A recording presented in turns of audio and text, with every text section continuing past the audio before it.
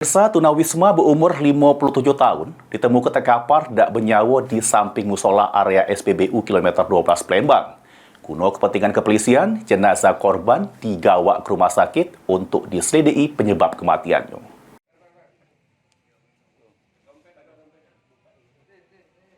Juru keadaan terguling dak bercelana di samping musola area SPBU kilometer 12 Palembang. Putu Yuwana Wintang, 57 tahun, tunawisma ditemukan oleh petugas SPBU dak bernyawa. Kepolisian yang dapat informasi tersebut langsung ke TKP, kemudian gawak jenazah korban ke Rumah Sakit Bayangkara Muhammad Hasan Palembang untuk dilakukan pemeriksaan luar oleh dokter forensik.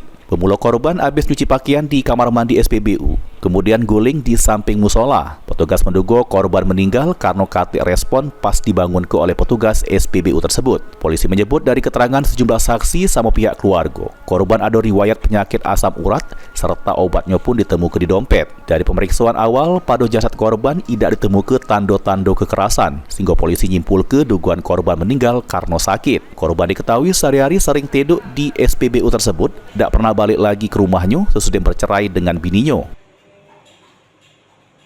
Almarhum ini kita ketahui adalah warga dari Talang Kelapa. Untuk kesehari-hariannya, almarhum ini tidak punya tempat tinggal yang menetap karena untuk keluarga almarhum sudah bercerai. Untuk dugaan penyebab kematiannya, Bang?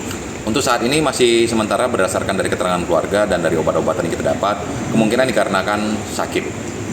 Karena di tanda-tanda kekerasan atau apapun di tubuh korban almarhum tidak kita temukan. Untuk barang-barang masih lengkap, HP, kemudian dompet, semuanya masih lengkap, ada semua. Jenazah korban kemudian digawa balik ke rumah duka untuk dimakamkan secara kremasi. Mulyadi, PAL TV.